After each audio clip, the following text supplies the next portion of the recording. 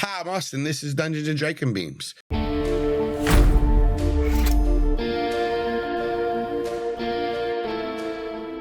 Deep rumbling begins to reverberate and travel through the bones of all aboard the behemoth that strains to rise.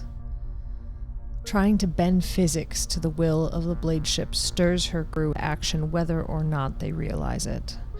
Raptor toes scrape along the floor, nails digging for purchase in soft bark and finding only steel. Soft pink fleshy hands next to brown and green bladed ones land on midship control panels. The fight for this ship is not over yet. Power surges to the rear engines, a string drawn back, building energy to loose the arrow. Above the surging engines, the air whistles off blades that flash in dim light, finding purchase in the brown and green mottled flesh of their own. Observers would have a hard time telling who is fighting who, as the melee consists exclusively of 7-foot-tall bladed goblin creatures wrestling on the awkward staircase. They all look similar, but the most uniform thing about them is that not a single combatant here is a Hork-Bajir acting of its own free will. Away from the commotion, 14 delicate blue fingers dance across a keyboard, and with a final flourish and a satisfying click, the last stroke lands, and Aximili engages the engines and harnesses them for takeoff. At last, the behemoth begins to rise. In 5, 4, 3, 2...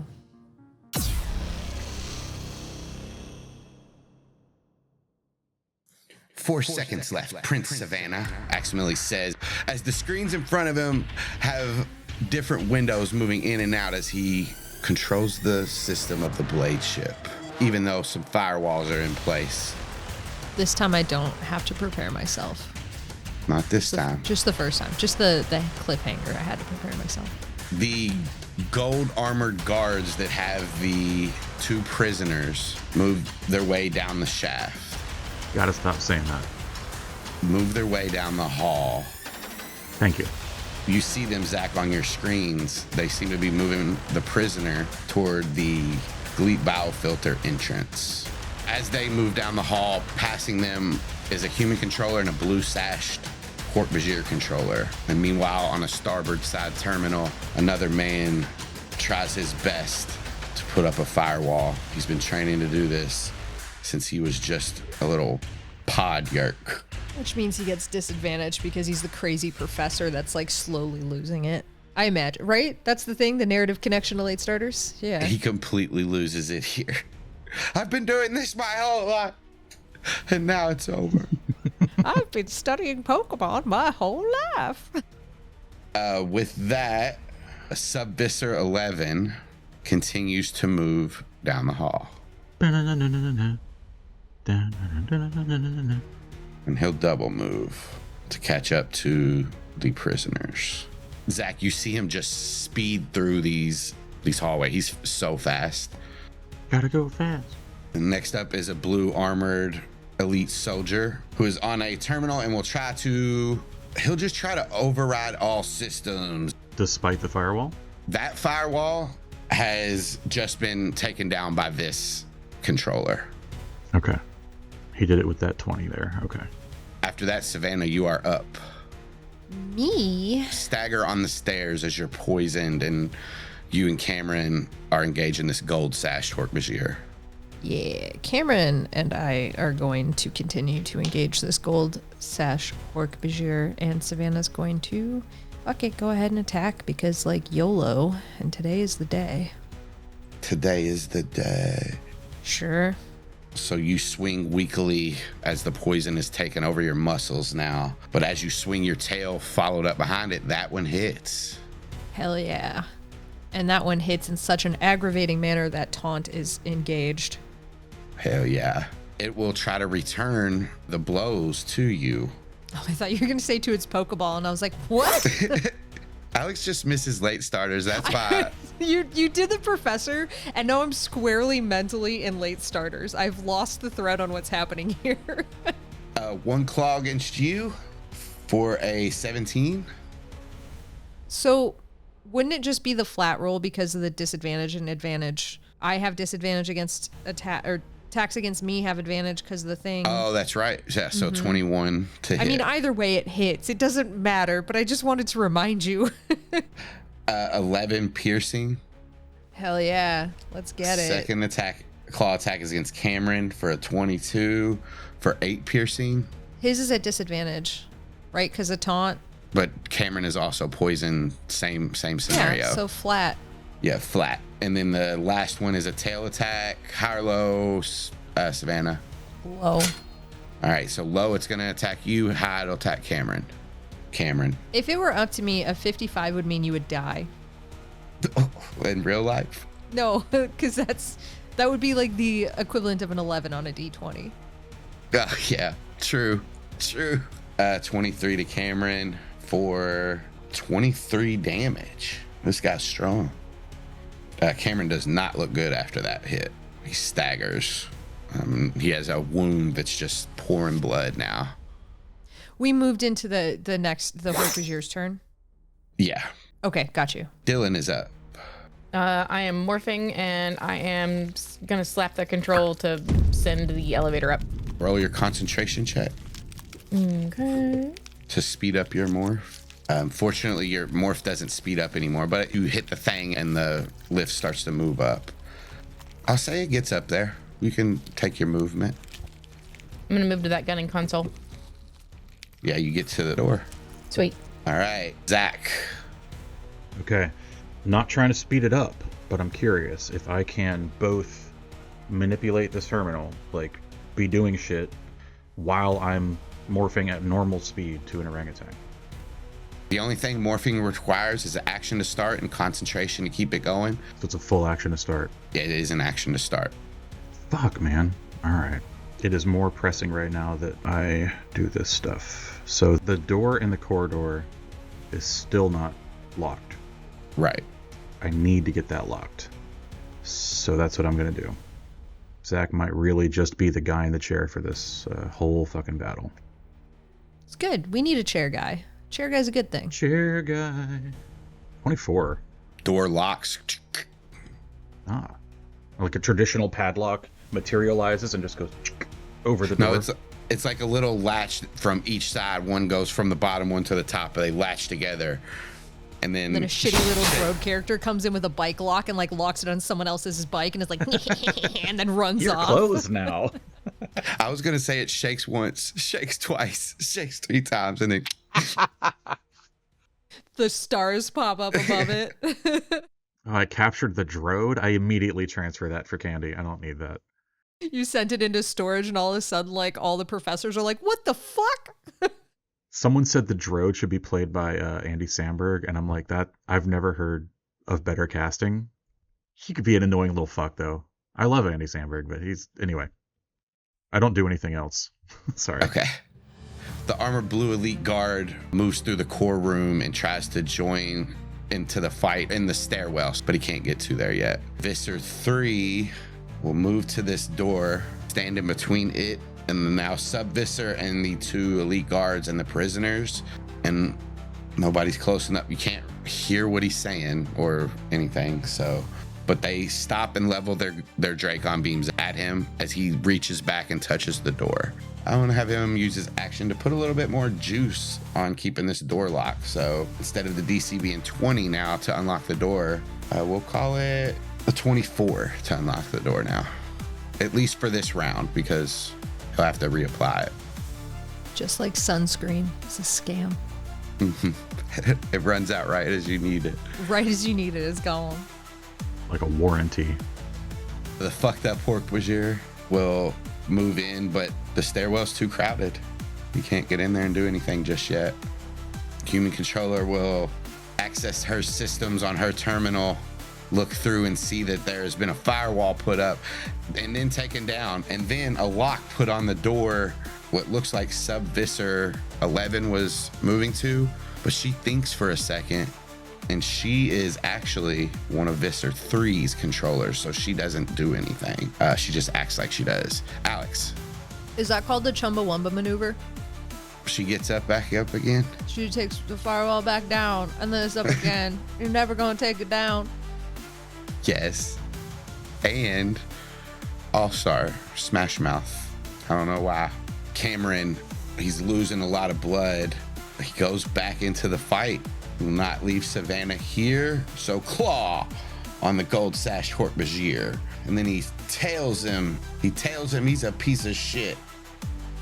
Oh wait, he has disadvantage on attacking him. But I don't think you get advantage for taunt. They just have disadvantage. So yeah, it is an 8. He should get advantage. So he misses both attacks.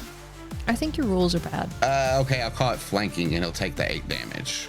Oh, we definitely have flanking. For sure. We are in a hallway. There's 2 of us and like 3 of them, but this one guy's further up. So 7 misses as he swings his claw, but you see him even fall back, Savannah, onto the steps and have to push himself back up as he's hurting a lot now and falling weak. Matea will push her more faster, and she doesn't have speed morpher, so she is halfway through now. Aximili, Prince Savannah, we can move. Sounds like we should move. There's still no opening. Where should I move? Can you give me a reminder of like what this chamber looks like? Yeah, is different from the constructed Yeerk River entrance that you all seen before, whereas that one had, metal walls and like things that kind of were built into the dirt, like of the cave system that it was in. This one looks dug out, completely reconstructed. It is a hangar, metal, steel kind of hangar. Above it, you see there's like a mechanism, like different metal arms, lifts, different things that will move the ground so that the Bladeship can fly. Other than that, there's in front of the Bladeship, there's a door a huge hangar door that leads deeper into the ship. You all know that that's where you all came from. You messed with that hangar door. And we know that we saw the menu where opening, like the internal controls were. Yeah, that's what Xander kind of threw you guys a bone at first. He gave you guys that. Right. So it's like, that's something that like, can we get to the controls that Xander showed us? I can, yes. I will try to open that. Is what you want me to do? Seems smart. I mean, as opposed to like blasting our way out of here. He's only asking because you all told him in the beginning somebody else was going to do it.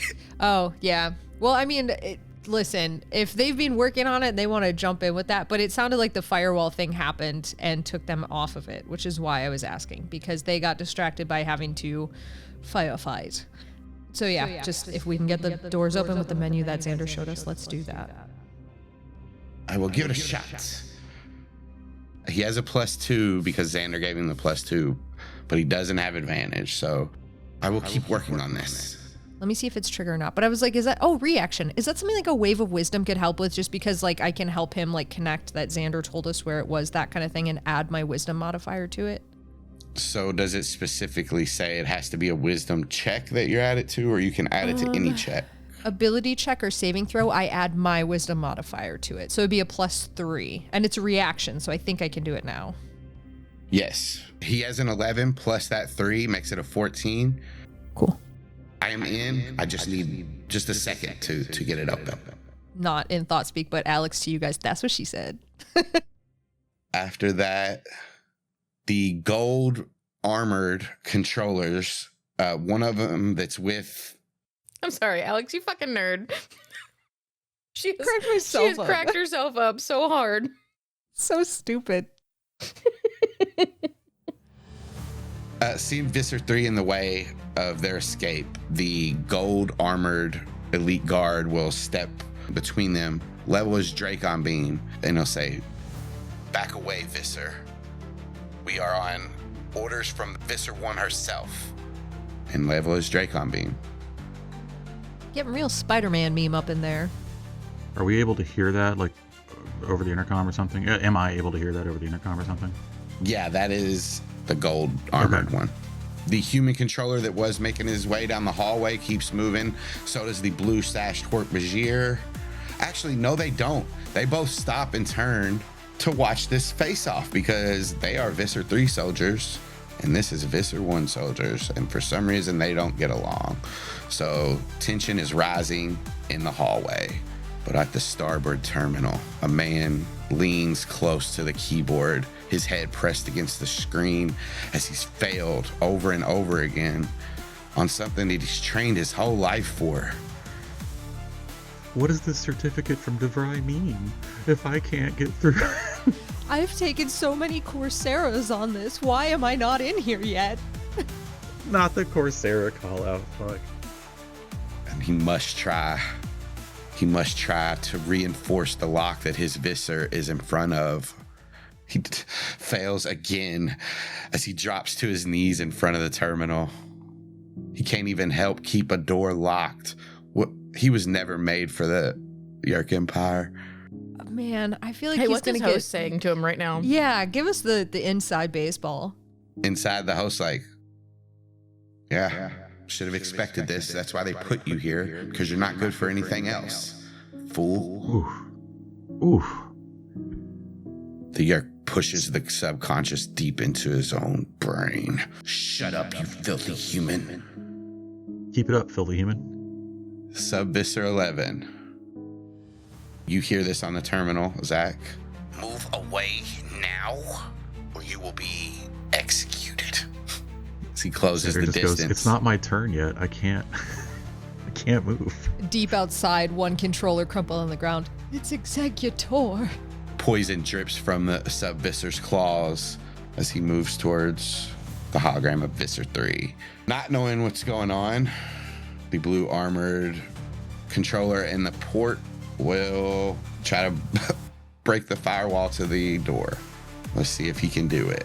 He needs a 24 to open it. A 15 doesn't do it. He's starting to question his abilities as well now. On the stairwell, blades, tails, claws flying, blood spattering, Kamren staggering. Savannah is up. Kamren, get out of here and get yourself arrested and maybe a remorph. And she's using Rally an Ally. And she's going to use that 1d10 plus her wisdom modifier. 5. That's sad, but he gets 5. That's something. It's something. And he gets a whatever to leave. And then she's going to continue to fight. 13 misses. Well, fuck my life. 17 hits. Oh, because it's flat. Hey. Right. Hey. For 12 slashing. This battle-worn Bajir takes these blows as he tries to fight off 2 opponents, and he's starting to get wore down some. But it is his turn, and he will return the blows to Savannah, or try to at least. First attack. Natural 1. What do we want to do? We want to have him... let's see how bad it'll be. High or low, Savannah? Low. Low.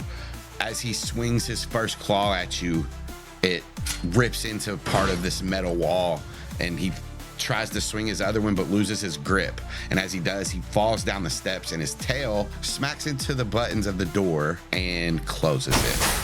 What code did he punch in with his tail? He manages to hit the 6923110, whatever one. 111111. Yeah. Button just gets stuck down, and I'll let that be his turn. A fucking dirty natural 1, a real bad one. Dylan.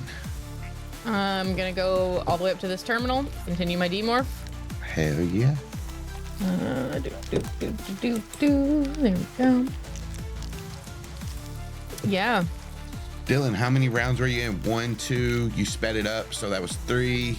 So I'm gonna go ahead and give you 3 more for this. So you're 6 rounds in. Do you have speed morpher? I don't think I do. All right, so you got 4 rounds left, but you are looking Dylan-ish. Sweet. You're at the terminal. What do you want to do there? I would like to set the guns to turret mode. Okay, roll it up.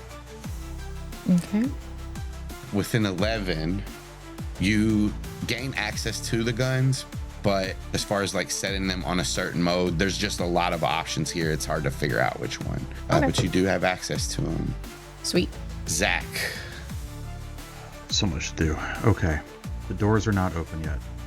The hangar doors. Right. But Max is working on that. Okay. We gotta save this police chief lady somehow, even though the halls are full of baddies. I'd like to make it so that there is one specific path, because we also all have to get off of this ship soon. Sorry, I'm kind of thinking through everything. Okay. The door here is locked, the one from the engine room on the port, right? It is, and also the control panel next to it has been ripped out. Okay, so that one's completely inaccessible. Unless somebody wants to break it down, but yes. Right. This one's locked. And also the engine room starboard side is also locked? That one is torn open. Torn open. Okay. So there's no stopping them there. And Van is... She's like partway up the stairs at this point. Is the ship lifted off?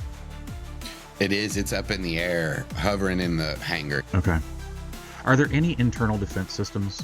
Like turret guns inside the ship or electrified floors or anything like that? High or low, Nate? High. Fuck yeah. Yeah, there are a few. So I'll say there are guns, like terminal or turret guns that, but they're only in select spots. One's right outside the cockpit.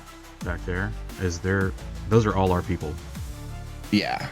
And then there's also some turret guns here on the inside of the core room. I'll put one on the opposite side of this door, the one that you locked. Okay, I need to gain access to that whole system if I can, and if I gotta pick one, it's gonna be the one that is in the corridor. Roll a technology roll. I did determine that I have expertise on computers, so I'm gonna roll that, but it should have another +3, okay? Like, that's in my stats already. I took it a while ago. Oh, it's already adding it in. Okay, cool. So that's a 16. You gain access to these guns. Am I able to go ahead and fire one off this round? You are. Okay, I'm going to shoot at Subvis for 11. Okay, roll a d20 plus your dexterity, no proficiency. That's my favorite rapper is dexterity, no proficiency. Dexterity is a porn star. Dexterity. That's not the word I flubbed. I thought it was. I said raptor instead of rapper.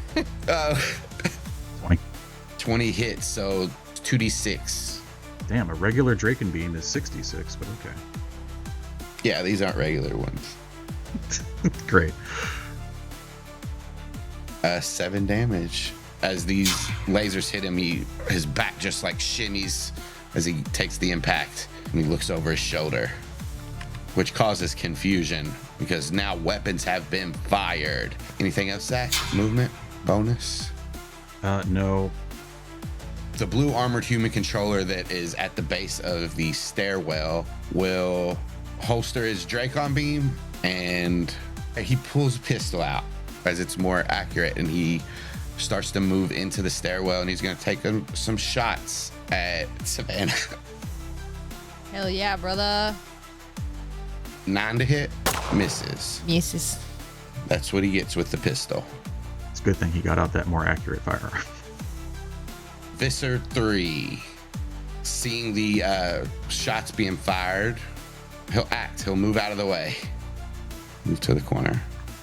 The Hork-Bajir without the Dracon Beam, he'll move into the stairwell. It's crowded in here, but he is going to try to take an attack on Savannah. And they're in there behind the closed doors with us? He opens the door that was closed before. Yeah, I forgot the door was closed. So the blue armored dude opens the door with the code, fires in, and then a Hork-Bajir starts to move in behind him. It's cramped in here, so he would have disadvantage, but because of the positioning, right, he would be flanking with the gold sashed Hork-Bajir. If you're flanking with Kamren's on one side, Hork-Bajir, gold sashed Hork-Bajir, Savannah, and then on the other side of Savannah is now but we're going up, like we're on the stairwell, the other guy fell down, so wouldn't they all be on one side of us now? You're right. It's not crowded in here, so he's not going to take the disadvantage as a flat row. Nobody else is in here, right? Just you and this new Hork-Bajir that's just entered. I think so, because the blue guy opened the door, he fired a shot, but he didn't come in. The Hork-Bajir moved past him into the room with us. The first Hork-Bajir that was in there with us fighting fell down and out and shut the door on his way out. So it's just Kamren and I on the stairs, and he's below us moving up towards us. This new Hork-Bajir is now right in your face and takes his first attack. 14? No. So shockingly. as he swings, and still it's cramped in here, so he swings his claw, misses, swings his tail, misses. It's too hard for him to get leverage. I get it, man. It's hard. And he's fighting up the stairs. And he didn't keep his sword on the right-hand side, so it's really a problem. That is a weird joke. I'm sorry. No, I get it, because he can't cross it across his body to draw it or something. Because in the spiral staircase going this direction, he can't. They do it in 3 ninjas in a ship.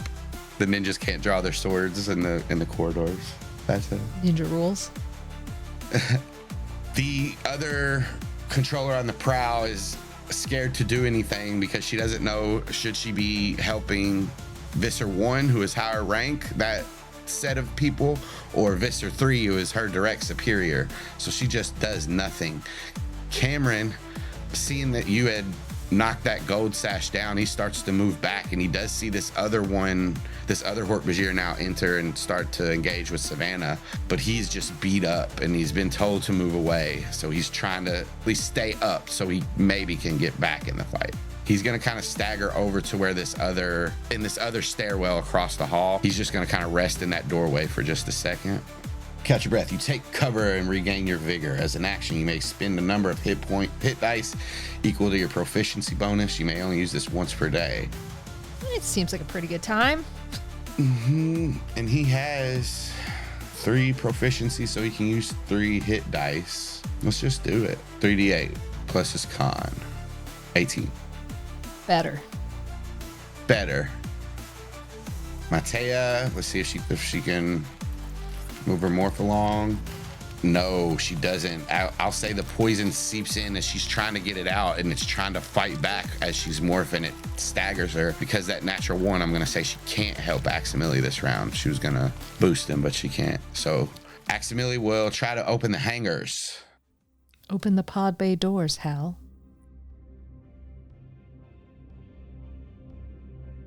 Prince Savannah, we are go. Move out. Please. The ship rumbles and you all feel it jerk as it starts to rise up, as you see the hangar doors above you all start to open. You can catch this as well on the monitor, Zach. You see it opening, and the controllers in the hangar are freaking out. This was not supposed to happen. They're going to be in so much shit. You see that Hork-Bajir and the woman that were intimidated and were moving out of that door peek in one last time as the hangar opens and run off. Who knows what happened to them? They both agree to start the Yeerk peace movement and just leave forever. They're like, starvation won't be as bad as whatever's about to happen to us. Let's get the fuck out. Yeah, as you all rise and Aximili moves up and kind of breaks the surface of the still opening hangar doors, you see the sun is now starting to just crest on the horizon and illuminate Ocean Grove as you all take to the air. Made in association with Airtime for Nonsense. For more content like this, visit airtimefornonsense.com.